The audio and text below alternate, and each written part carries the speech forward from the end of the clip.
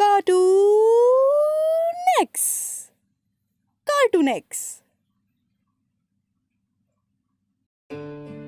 ये कहानी है गज्जू दादा और मैकू बंदर। मैकू जंगल का सबसे शरारती बंदर था। यूं कहिए कि शरारत करने के सिवा उसे कुछ सूझता ही नहीं था। दिन भर यहाँ से वहाँ शरारतें करता फिरता था और जंगल के सब जानवरों को परेशान करता रहता था। सबसे ज्यादा परेशान तो वो जानवरों के छोटे बच्चों को करता था और बड़े बुजुर्गों का कहा तो कभी मानता ही नहीं था।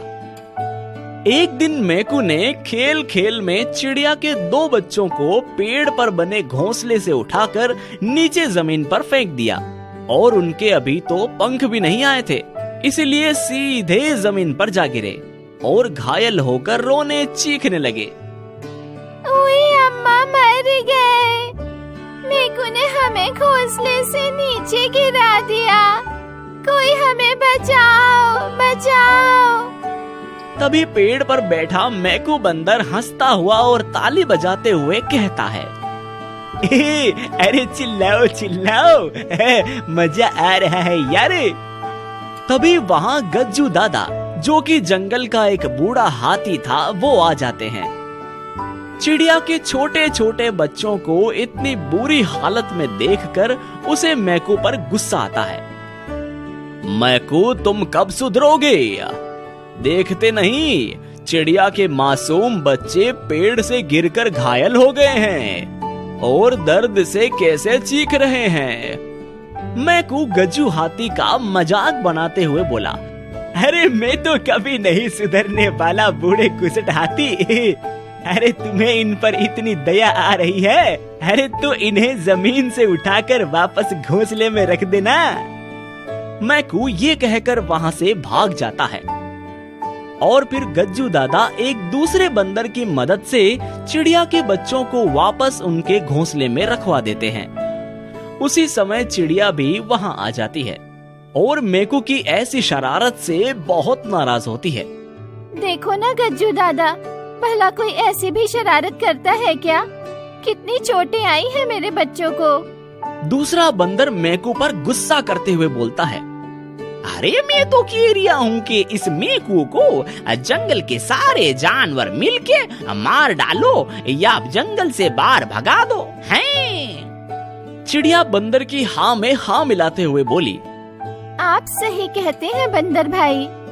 अरे नहीं नहीं बेटा, ऐसा करने की कोई जरूरत नहीं है। शरारत करने वाले को एक दिन खुद ही सबक मिल जाता है और फिर वो शरारतों से खुद ही तौबा कर लेता है। एक ना एक दिन इसे भी सबक मिल जाएगा। पता नहीं वो दिन कब आएगा। कमबख्त ने जीना मुश्किल करके रखा है। इस तरह कुछ दिन बीत जाते हैं और एक दिन मैकू गज्जू दादा के साथ शरारत करने का प्लान बनाता है। मैकू बंदर गज्जू दादा को फुसलाते हुए कहता है, अरे गज्जू दादा, आज मेरा एक काम कर दो प्लीज। ऐसा कौन सा काम आन पड़ा मैकू बेटा कि तुम मुझसे मदद मांग रहे हो? अब मैकू बंदर हाथी को रिझाने की कोशिश करता है। अरे मुझे अपनी पीठ पर बैठा कर बाग में ले चलो। मुझे अंगूर की बेल से पके पके अंगूर तोड़कर खाने हैं यारी। पर अंगूर तो तुम खुद भी तोड़कर खा सकते हो, क्योंकि तुम बंदर हो ना, लोमड़ी थोड़ी ना हो जो अंगूरों तक पहुंच ना सके। अरे पर मैं अंगूर तुम्हारी पीठ पर बैठकर खाना चाहता हूँ। अरे मेरी ये इच्छा पूरी कर दो गज्जू दादा। अगर तुम मेरी ये इच्छा पूरी कर दोगे तो मैं सच में शरारत छोड़ दूंगा यारी। ठीक है भाई, तुम्हारी यही इच्छा है तो चलो बैठ जाओ मेरी पीठ पर। गज्जू मैकू को अपनी पीठ पर बैठाकर बाग में ले जाता है और मैकू अंगूरों की बेल से अंगूर तोड़ तोड़ कर खाने लगता है। कुछ देर तक तो सब ठीक ठाक चलता है, मगर फिर एकाएक मैकू मधुमक्खियों के एक छत्ते को देखते हुए कहता है, अरे गज्जू दादा, यहाँ एक मधुमक्खियों का छत्ता है। अगर मैं उस छत्ते पर अंगूरों का गुच्छा फेंक कर मारूं तो क्या होगा यारे? अरे ऐसा मत करना बेटा, मधुमक्खियां काट काट कर सारे बदन को सुझा देंगी। अरे पर तुम्हारे बदन को सुझाएगी दादा? मैं तो बंदर हूँ, एक छलांग में दूर तक भाग जाऊंगा यारे।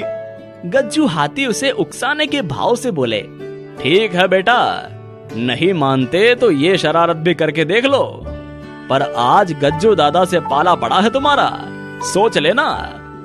फिर जैसे ही मैकू अंगूरों का गुच्छा मधुमक्खियों के छत्ते पर फेंक के मारता है, गज्जू दादा झट से उसे जमीन पर पटक देता है और वहां से भाग लेता है।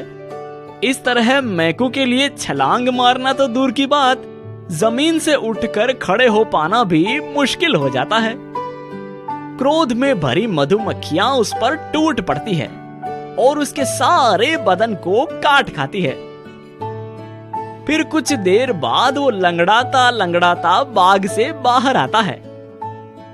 अब गज्जू दादा मैकू को चिढ़ाते हुए कहते हैं, क्यों बेटा मैकू, अब भी करोगे शरारत? कुछ सबक मिला या नहीं? ये तुम्हारी झूठ और शरारत का फल है। मैकू बंदर को पश्चाताप होने लगा। अरे मैंने शरारत करना छोड़ दिया गज्जू दादा, मुझे माफ कर दो ना। अब मैं कभी भी झूठ नहीं बोलूंगा और ना ही शरारत करूंगा यारी। उसके बाद मैकू शरारत करना छोड़ देता है और जंगल के सब जानवरों के साथ मिलजुल कर रहने लगता है। उड़ती चुड़ैल। लाइब्रेरी के अंदर का दृश्य। तीसरे तल पर किताबों की रैक में शालिनी कुछ पुस्तकें ढूंढ रही थी। शालिनी के हाथ में पहले से ही 2 किताबें थीं और पीठ पर एक बैग लटका हुआ था। शालिनी किताब को देखकर चौंकते हुए, ये क्या है? किताब को शेल्फ से बाहर निकालते हुए, किताब को भी कोई इस तरह रस्सियों से बांध कर रखता है क्या? शालिनी उस किताब पर जमी धूल को झाड़कर उसकी रस्सियां खोलने के लिए वहीं बैठ जाती है। रस्सियां खोलते ही उससे लिपटे कपड़े में एक पत्र छिपा हुआ था। शालिनी उस पत्र को खोलकर पढ़ते हुए, जिस भी व्यक्ति की ये किताब मिले वो इस किताब को खोलकर पढ़ने की गलती ना करे, क्योंकि ये किताब एक शापित किताब है। इसे पढ़ने वाला व्यक्ति जिंदा नहीं रहता है। शालिनी उस पत्र को अपनी एक किताब में रख लेती है। क्या बकवास लेटर है? ऐसा भी कोई होता है क्या कि कोई किताब को पढ़े और उसकी मृत्यु हो जाए? शालिनी किताब को समेटकर वापस लाइब्रेरी के फ्लोर पर आ जाती है और वहीं एक खाली सीट देखकर पढ़ने बैठ जाती है। किताब पढ़ते हुए शालिनी उस किताब में इतना खो जाती है कि उसे पता ही नहीं रहता कि आसपास का नजारा बदलता जा रहा था। आसमान में काले बादल छा गए। आसपास चारों तरफ उगे पेड़ सूखे डंठल से खड़े थे। उन पर लगी पत्तियां चलती तेज हवा में इधर उधर उड़ रही थी। आसमान में चमक रही बिजली किसी अनहोनी की खिलखिलाहट सी लग रही थी। किताब पढ़ते पढ़ते अचानक शालिनी का ध्यान अपने चारों ओर गया। वो अचानक से बदले इस दृश्य को देखकर घबरा जाती है। उसे अपने आसपास लाइब्रेरी में बैठे लोग भी नजर नहीं आते और ना ही वो लाइब्रेरी ही नजर आती है। नजर आता है तो उसे सिर्फ चारों ओर पतझड़ का जंगल। तभी किसी की भयानक चिंगाड़ की आवाज वातावरण में गूंजती है। शालिनी आवाज की दिशा में अपना सिर घुमाकर देखती है तो उसे अपनी ओर हवा में आती हुई एक चुड़ैल दिखाई देती है, जिसके लंबे लंबे दांत बाहर की तरफ निकले और बाल बिखरे होते हैं। उड़ती चुड़ैल ने शालिनी को हवा में उछाल दिया और शालिनी एक सूखे पेड़ पर जाकर गिरती है। शालिनी कुछ समझ पाती इससे पहले ही उस चुड़ैल ने शालिनी के पैरों को पकड़ लिया और उसे जंगल में चारों ओर घसीटने लगी। शालिनी कुछ कर पाती इससे पहले ही उस चुड़ैल ने शालिनी को एक बहुत ही गहरी खाई में फेंक दिया। शालिनी की चीख चारों ओर गूंजने लगी और साथ ही साथ उस चुड़ैल के हंसने की आवाज भी गूंज रही थी। खाई में गिरने के दृश्य ने शालिनी को बहुत ज्यादा डरा दिया। शालिनी बुरी तरह से हांफने लगी और डर के मारे उसकी आवाज ही नहीं निकल रही थी। उसने तुरंत उस किताब को बंद कर दिया। शालिनी को अपनी पीठ पर दर्द का एहसास हुआ तो उसने अपनी पीठ को छू कर देखा तो वहां पर जमीन पर घिसटने के निशान थे और वहां से खून निकल रहा था। इससे शालिनी और ज्यादा डर गई। वो समझ गई थी अगर फिर एक बार उसने इस किताब को खोला तो सच में उसकी मौत हो जाएगी।